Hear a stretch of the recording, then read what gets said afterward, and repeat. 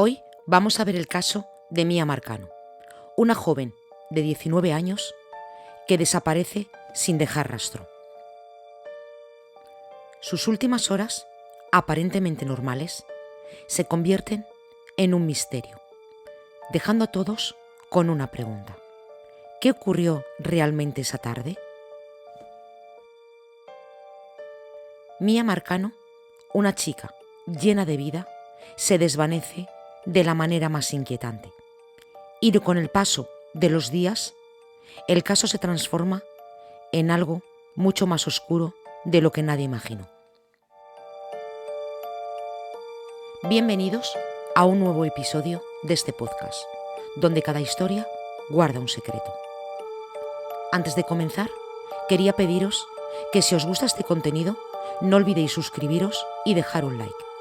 Esta es la mejor manera de poder llegar a más personas y seguir dando voz a historias que merecen ser recordadas.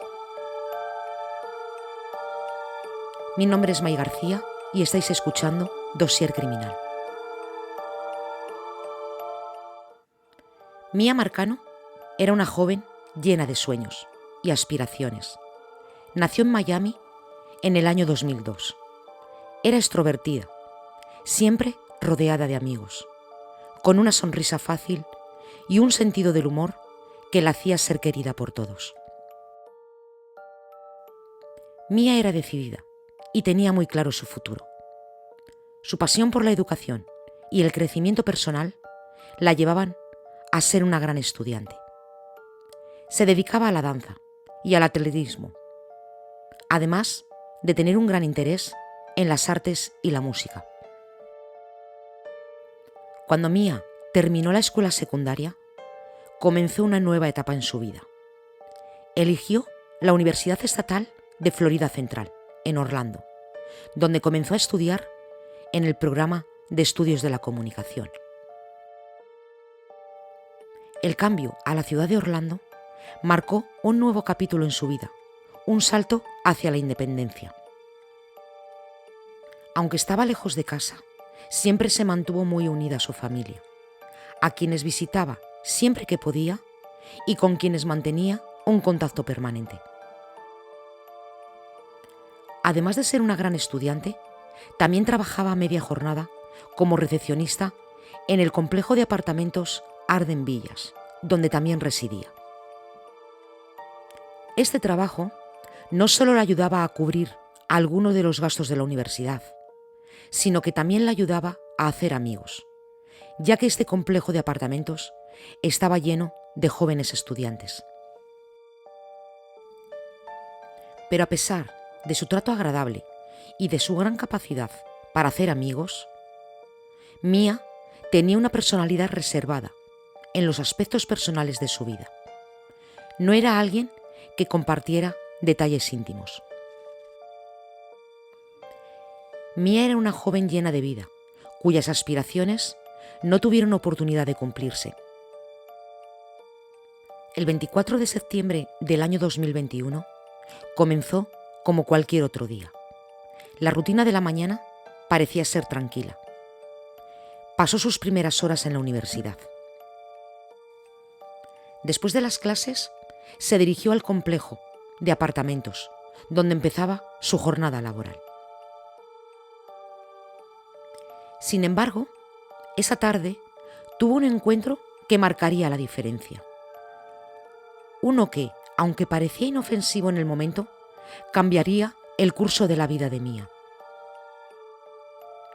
A las 5:30 de la tarde terminó su turno de trabajo en la recepción.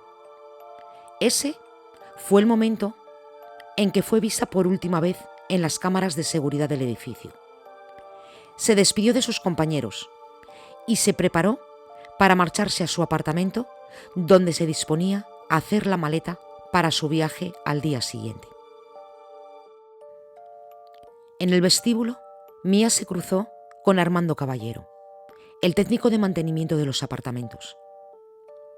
Estuvieron hablando largo rato, pero en ese momento, Mía no era consciente de los peligros que esta amistad la podría acarrear. Para quienes le conocían, Era una evidencia que Caballero estaba obsesionado con ella. Pero sin embargo Mía era ajena a la amenaza que representaba este hombre. Esa misma tarde, Caballero se hizo con una llave maestra del complejo, con lo cual tenía acceso a entrar en cualquier apartamento. Después del encuentro en el vestíbulo, Mía se retiró a su apartamento. A las pocas horas de llegar, no volvió a responder a los mensajes ni llamadas de su familia, lo cual era completamente inusual en ella. La desconexión repentina de Mía, unida al hecho de que no estaba respondiendo a sus mensajes ni a las llamadas, provocó la preocupación de su familia.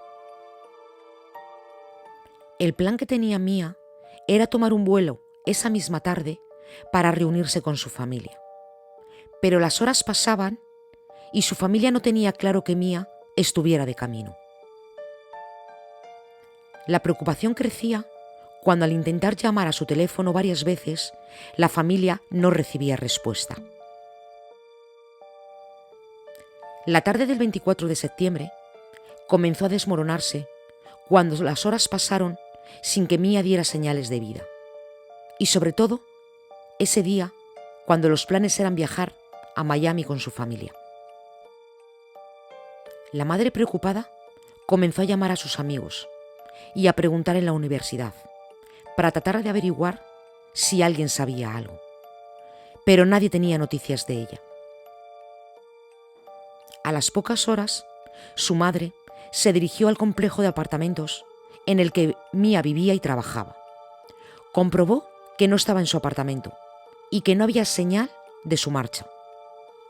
No había ni una nota ni ningún tipo de mensaje que pudiera indicar dónde se había ido. La madre decidió denunciar la desaparición de su hija. Y en las primeras horas parecía una simple desaparición, pero a medida que investigaban se dieron cuenta de que algo más grave había detrás. Lo primero que hicieron fue interrogar a las personas que trabajaban en el complejo. Y así fue como comenzaron a indagar sobre las personas que Mía había visto en las últimas horas antes de su desaparición. Y aquí fue donde apareció la figura de Armando Caballero.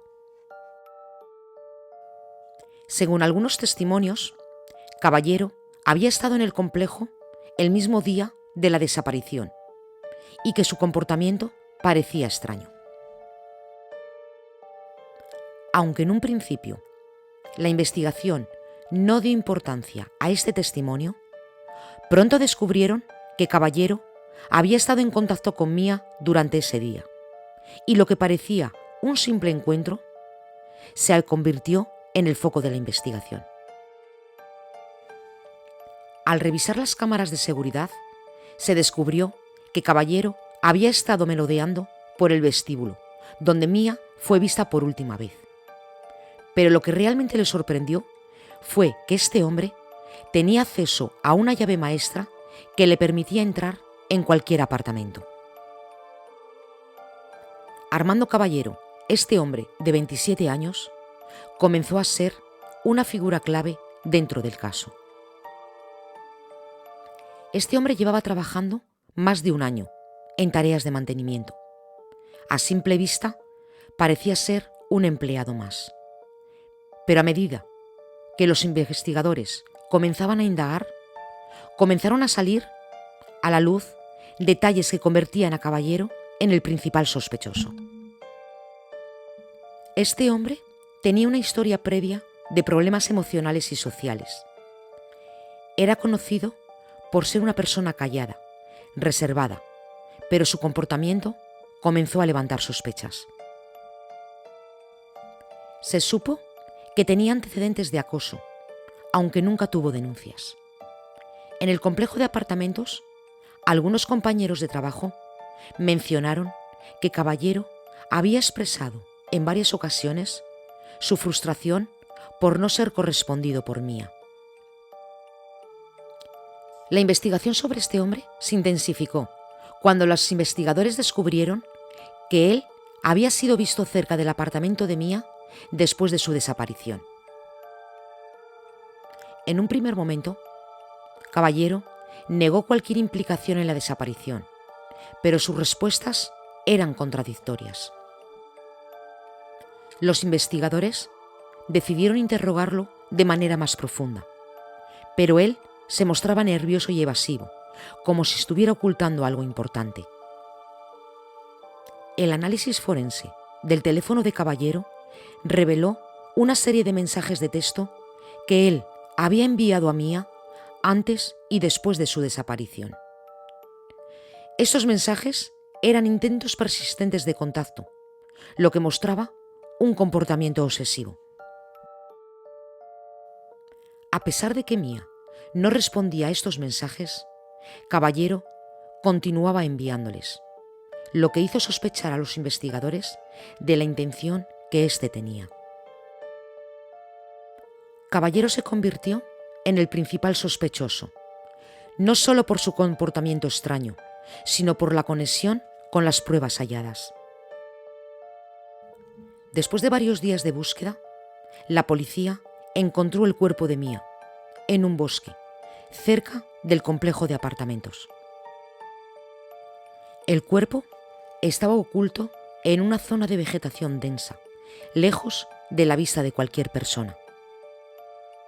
El informe forense determinó que la causa de la muerte fue una combinación de asfixia y lesiones traumáticas. El ataque había sido brutal y aparentemente premeditado. El hecho de que el cuerpo fuera encontrado cerca de su lugar de trabajo y de su residencia reforzó las sospechas de que el agresor estaba relacionado con el complejo de apartamentos. La policía interrogó nuevamente a Caballero, el cual continuaba negando su involucración en la desaparición y asesinato de Mia. Cuando Caballero se dio cuenta de que él era el principal sospechoso y que estaba siendo acorralado por las evidencias en su contra, decidió huir. Las investigaciones mostraron que huyó hacia una zona rural y remota de Orlando. La policía intentó rastrear su teléfono, pero este estaba apagado.